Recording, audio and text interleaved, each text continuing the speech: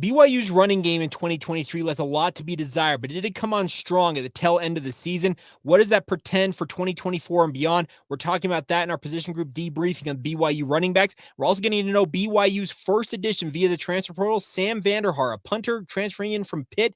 Who is he? Why is he coming to BYU? You'll learn all that on today's show. You are Locked On Cougars, your daily podcast on the BYU Cougars, part of the Locked On Podcast Network. Your team every day.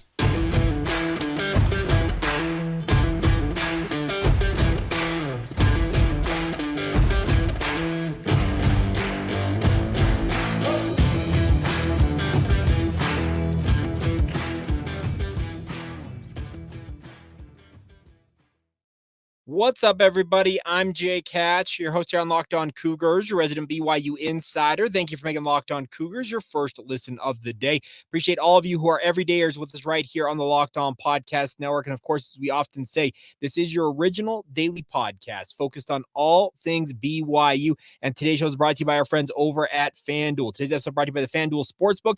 Make every moment more with our friends at FanDuel. Right now, new customers get $150 in bonus bets with any winning $5 money line bet. That's $150 if your team wins. Visit FanDuel.com/locked-on to get started. All right, let's dive right in on today's show. And we are talking about BYU position groups, our debriefings coming out of the 2023 football season. And we've been going through these all week long. We've talked about the quarterbacks. We've talked tight ends. We talked defensive line and cornerbacks yesterday. We talked offensive line with Connor Pay. We're going to talk about BYU running backs now. And the thing about BYU's rushing attack during the 2023 football season was the start of the season was awful, frankly. And maybe through the first 2/3 of the season was almost non-existent and really crippled BYU's offense, not having the type of running attack that they anticipated or expected going into the season.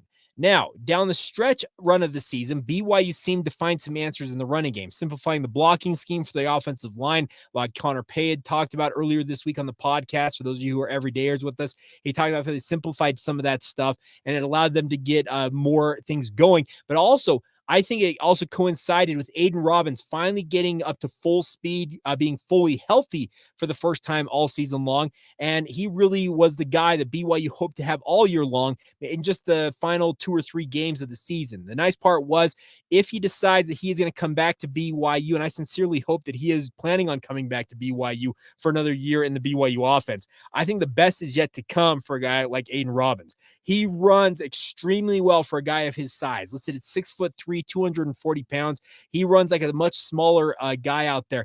And it's really fun to have seen what he's capable of doing in BYU's offense in those final 2 or 3 games of the season. Can he translate that across an entire year? Well, the hope is he can do that, because if he does, that could bode very, very well for BYU's fortunes during the 2024 campaign.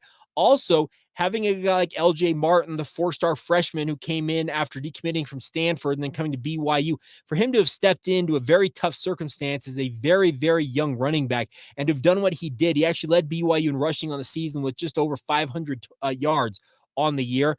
It pretends that if both of those guys are back in BYU uniform next year, that means you have a phenomenal 1-2 punch at running back for BYU. And I would honestly expect that both of them could be the quote unquote bell cow back. And it's obviously good to have guys that can play off of one another. The nice part is if either one does pick up an injury at any point, you can kind of turn to the other guy and say, okay, it's your job for now until they come back. But beyond that, the other thing is BYU had other guys who contributed in different roles. You had Deion Smith come in for his lone season, transferring in from the University of Colorado, and he played a big role at multiple points during the season. More of an ability to play on the edge, catch passes out of the backfield, contributing that way. It's nice to see that, and obviously wish him well as he moves on here. But then also Miles Davis had his moments during the season as well. Davis has just kind of been this guy that has always had this incredible potential, and you see him on the football field, and there's just these glimpses of absolute brilliance as a running back?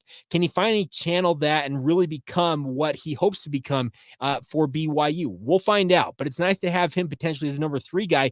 And then beyond that, you have a couple other guys who were depth pieces that should return to BYU if they so desire and should be able to contribute if called upon. Those include Enoch Nawahine, a transfer from Utah State, who has been doing very, very good things on the scout team by and large for BYU. And then also Hinckley Ropati. Obviously, Hinckley suffered a season-ending knee injury during training camp.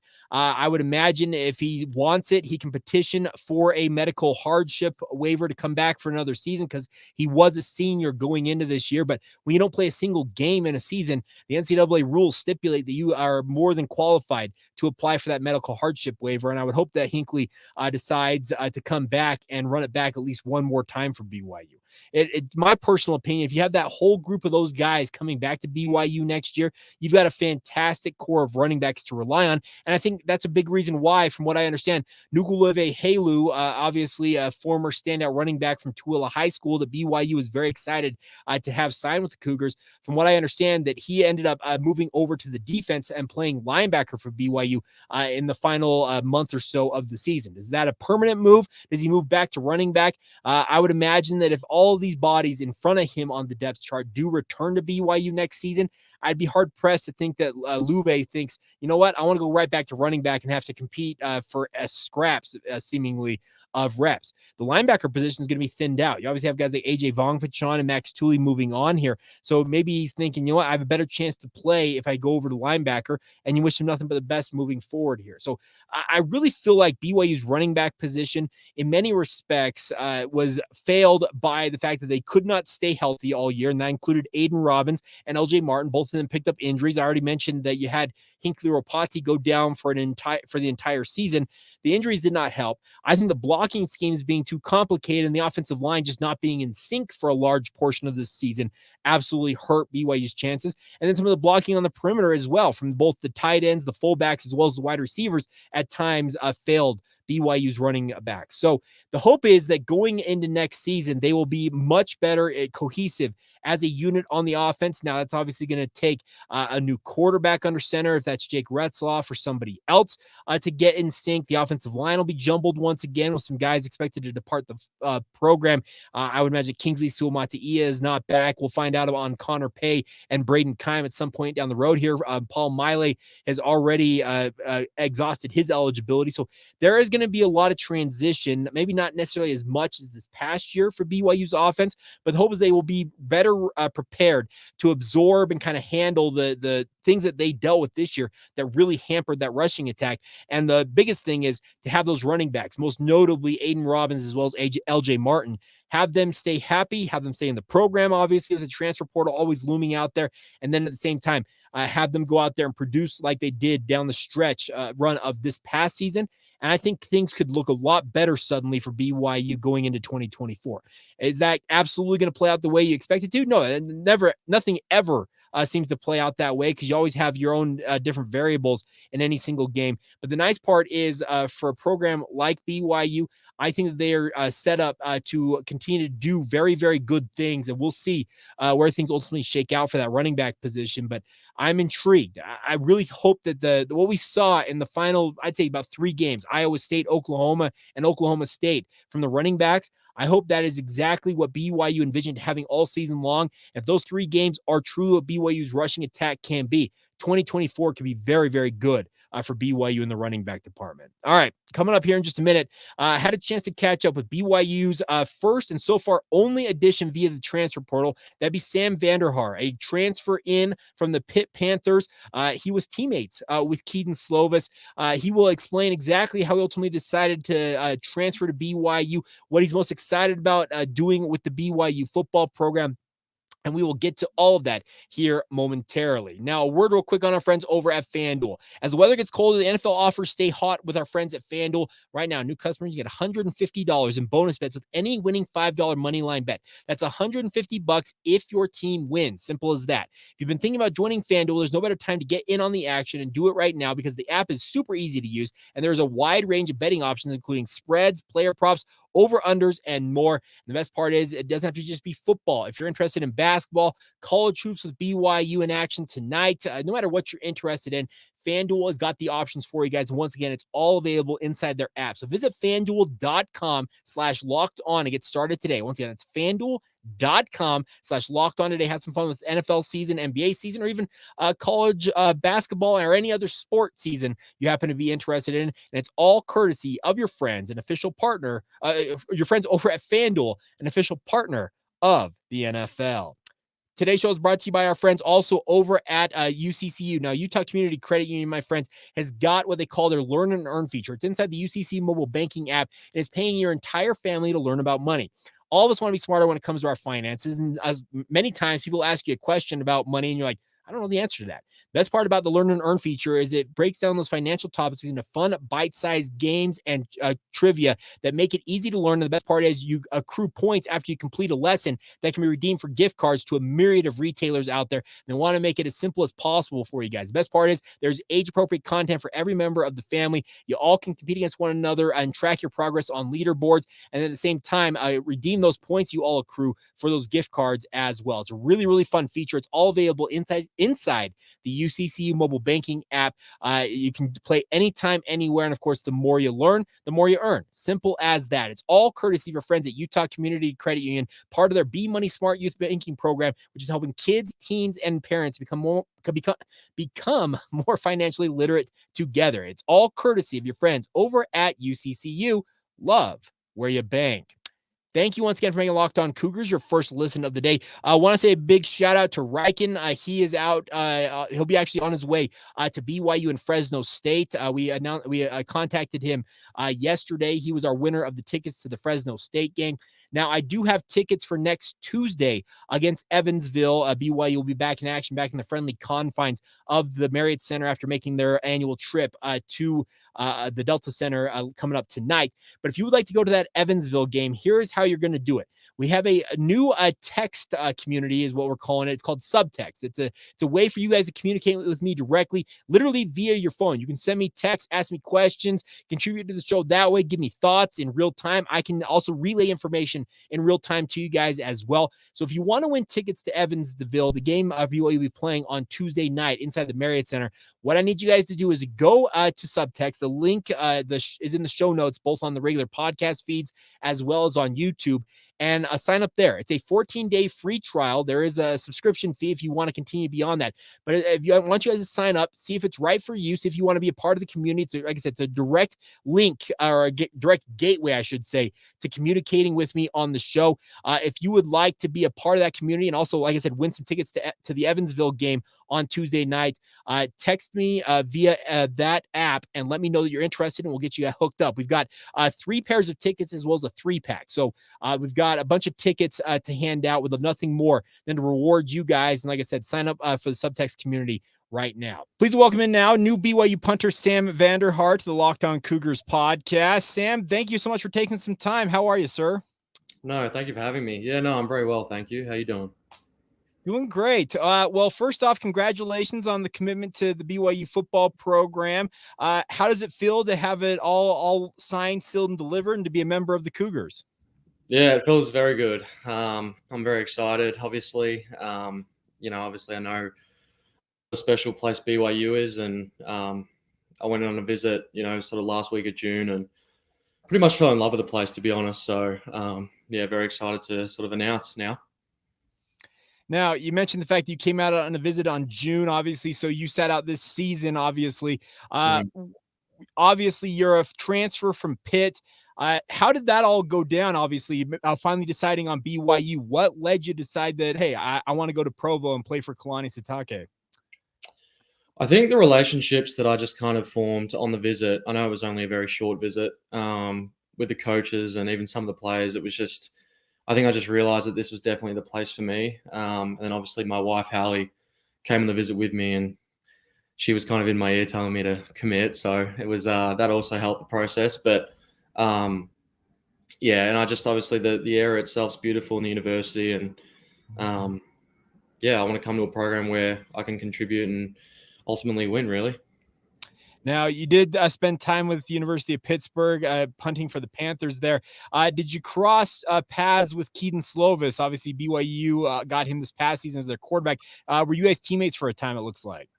Yes, sir, we were. Yeah, Keaton's a great guy, and I'm not surprised with the success he had this year with BYU. So, yeah, it was kind of cool. It was a bit weird seeing him on my visit. I was just a little bit like, what's going on? And he was a bit surprised, obviously. But yeah, so it was pretty cool just to see him again. Now, if I'm not mistaken, you're part of the pro kick contingent of Aussie Rules guys who, if I'm not mistaken, you grew up playing Aussie Rules football and then transitioned into as a former Utah punter by the name of Tom Hackett, kicking the pigskin around the football yard. Yeah, I love that. Yeah. So I obviously joined Pro Kick in 2020, sort of during the with COVID and everything else. And yeah, Johnny Smith and Nathan Chapman there, obviously they've got a phenomenal program, and they were kind of the ones that facilitated the transition into American football and ultimately ending up at Pitt. So yeah, they're great, and obviously you can see the success they're having this year with all the Australian punters that are over here. Well, and that's the thing about it is there's kind of been like this influx of Aussie Rules guys who you guys grew up playing that sport. And the one thing I've been intrigued by is the fact that most of you guys who play Aussie Rules football, you can kick almost equally well with both feet. How do you guys train that growing up? Yeah, it's a little bit unusual, I know, over here, obviously. I guess just from a young age, my old man back home just sort of said that it was going to be an advantageous skill to learn. And I took to it pretty early. I think I started sort of learning on both feet at about 11. And then that just kind of kept me in good stead with obviously my career back home in Aussie Rules football and then coming over here. So, yeah, it's something that's kind of just not that unusual for me just because obviously it's something I grew up doing. But I can understand looking at it initially is a little bit strange. But yeah. So that's kind of how it all started. Do you have the ability to punt the football with both feet, or do you prefer one or the other where you have a dominant foot? I would say my right is ultimately probably the more dominant one. I spiral right, but I sort of roll out left and right. Okay. And rolling out left and right, it's not too dissimilar. But I guess if I had to put a kick on my life, I would definitely roll out my right for sure. Okay, fair enough. Yeah. Coach Papinga, obviously the special teams coordinator. I'm sure you've developed quite a relationship with him. What has been the communication from him as to what he expects you to do as a member of the BYU football program? Yeah, he's been phenomenal. We've been in constant dialect since June, obviously. He just wants me to come in and compete. Obviously, I got to come in there and earn the starting job and just try to put my best foot forward. And then whatever role they sort of see they want me doing, whether it's roll out, spiral, obviously pooch pump, banana kicks, whatever it is.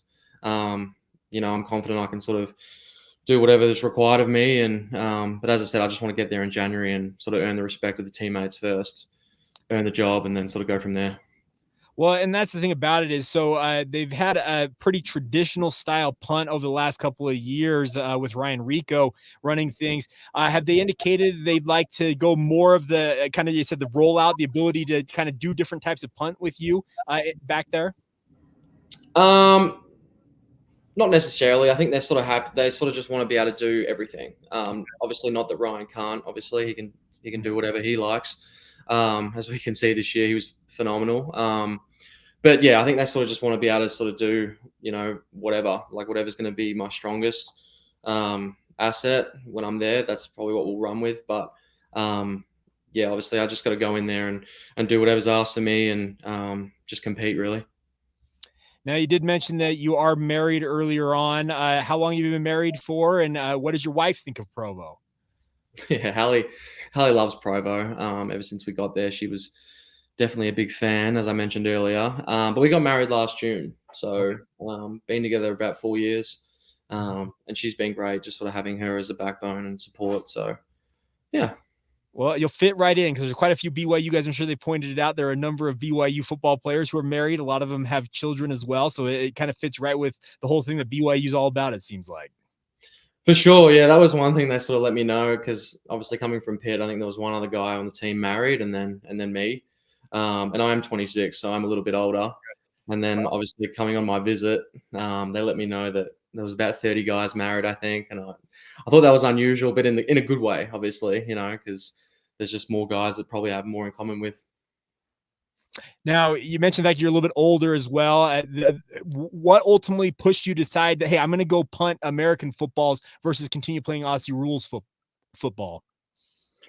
I just sort of thought it was something I would give a crack with. Obviously, I know the success Pro Kick had, and I knew that I could kick the ball okay, I guess. So I was like, all right, well, I may as well just go and give it a try. And my wife being American, I just sort of it was a good opportunity for me to be able to come over here. And I was blessed enough to be able to get an offer from Pitt and kind of just roll with it from there, to be honest. And then what ultimately led you to decide that you wanted to find a different program outside of Pitt?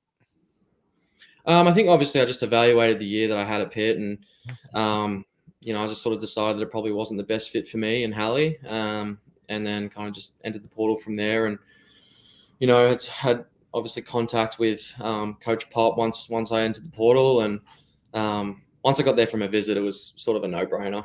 I went there, and I think just the culture and the way that the coaches are definitely is very evident just from early on. As soon as we got there, and I probably knew in my mind that I was going to call it home after that visit.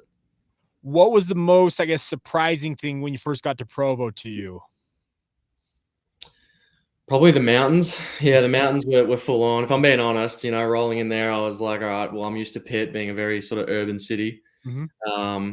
And then going into Provo, I was like, wow, that's full on. So that was it. But yeah, I mean, obviously in regards to the university and the stadium and everything else, that was also really cool to see, because you see photos and you sort of think, all right, that's got to be edited. That's got to be a bit of a green room type setup. And then going there, I was like, wow, no, that's the real deal. So. Well, and your kid, if I'm not mistaken, you're from Melbourne, is that right? Yes, sir. Yeah, sure.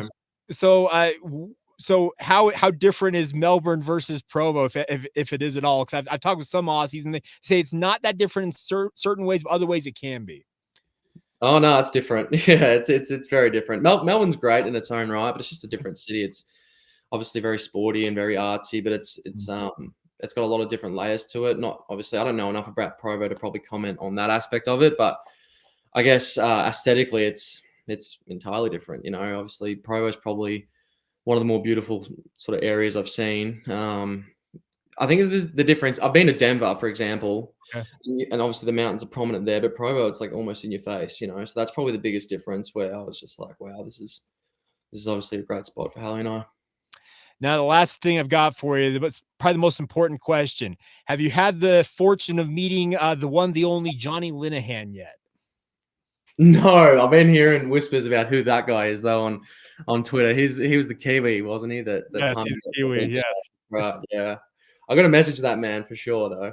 I'm sure there'll be plenty of comparisons between the two of you, the whole Aussie versus Kiwi dynamic at play here, but it's always good to have another Australian in Utah. I'm a guy who I work in sports radio here in Salt Lake. I don't know if you know who Joe Ingles is in the NBA.